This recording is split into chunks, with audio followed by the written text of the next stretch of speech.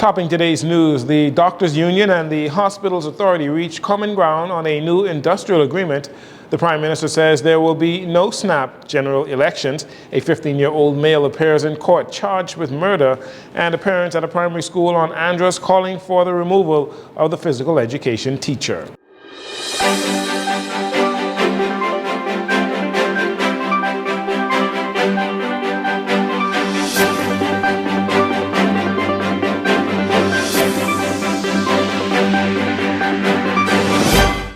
This is your JCN Evening News. I'm Jerino Saunders. It is a pleasure to have you join us. The Public Hospitals Authority, the PHA, and the Bahamas Doctors Union, the BDU, came together for a joint signing of a new industrial agreement this afternoon at the office of the Prime Minister.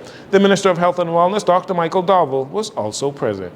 This agreement today reflects the PHA's recognition of the evolving needs of medical professionals in the healthcare system, ensuring fair, competitive working conditions for our staff members. This agreement includes salary increases for all Bahamas Doctors Union members, with additional increments in year 3, 4, and 5, ensuring physicians are fairly compensated for their critical role in the healthcare delivery system. The Minister of Labor and Public Service, Pia Glover-Rowe, was also pleased with the two sides reaching an agreement. So today marks a significant milestone in our ongoing commitment to ensuring fair and productive labor relations, specifically within our public health system. So I do extend thanks to the Bahamas Doctors Union, to the PHA, to our labor negotiators within the Department of Labor, for their dedication, for the strategic mediation that occurred that helped us to bring this matter to a successful conclusion today. President of the Bahamas Doctors Union, Dr. Camille Glinton Thompson, spoke on behalf of the doctors. We really had some milestones in this particular industrial agreement that we're very proud of as an executive body, a new executive body, a fresh executive body. And we look forward to continued negotiations, continued working with the Ministry of Health for betterment, for improvements in the public system, for working conditions with our junior physicians, and we're excited about what the future holds for us. This agreement marks a pivotal moment in ongoing efforts to strengthen the healthcare system here in the Bahamas. Also on the health front, this morning the Ministry of Health hosted a press conference where they signed a contract to procure 31 vehicles through the Inter-American Development Bank. The Minister of Health and Wellness, Dr. Michael Dowell, was at that signing as well and shared more details.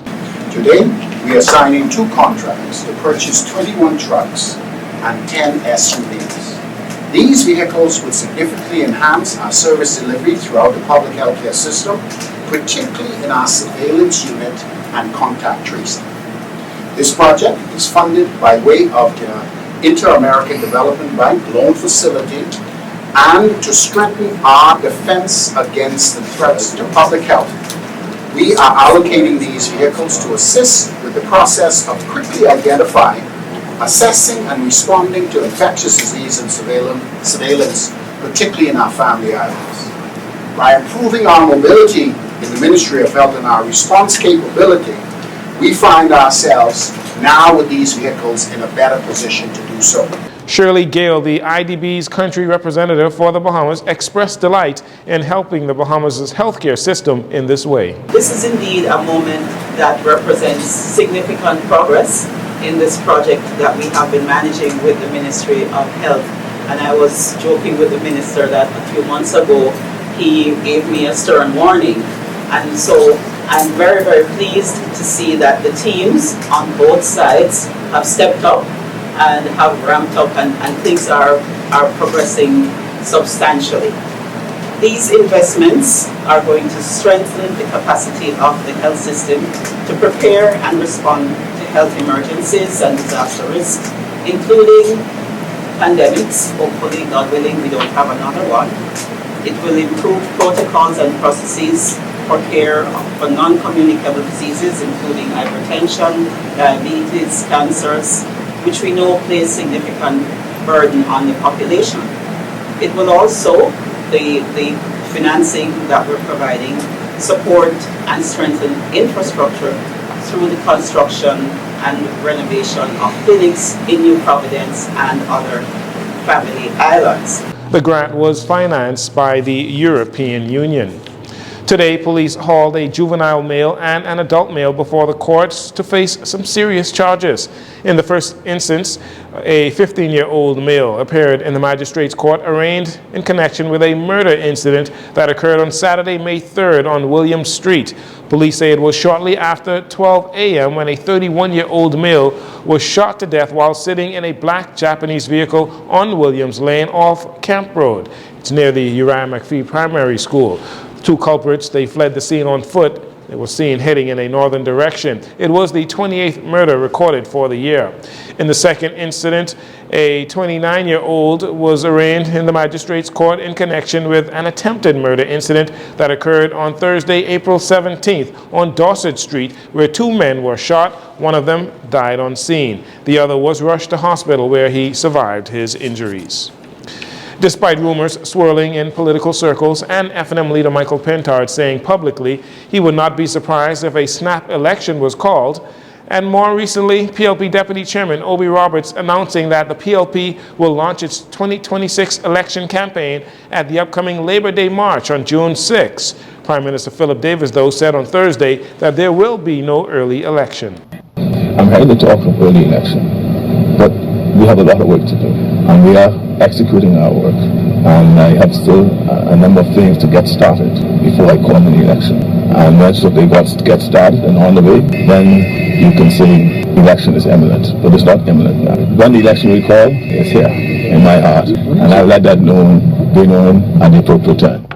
Chairman Fred Mitchell said recently that the PLP will truly begin its general election campaigning in early 2026.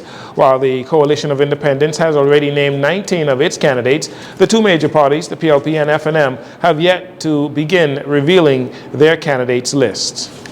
And finally, in this segment, there is a list being shared on social media purported to share the candidates that will be selected by the Free National Movement for various constituencies in the upcoming general elections. While the F&M said on Thursday that that list, which has Darren Cooper replacing Aram Lewis in Central Grant, Bahama, the list also has Dr. Dwayne Sands replacing Dr. Hubert Minnis in Killarney, popular attorney Ramona Farquharson to face Zane Lightbourne in Yamacraw, and Renwood Wells returning to the F&M Bamboo Town constituency. They say it is all fake. The F&M is nearing completion of its candidates training module, and they are expected to begin officially naming their candidates in the coming weeks. It remains to be seen how this fake list will impact the timing of the F&M's candidates release. We'll take a break here. We'll be right back following these commercials.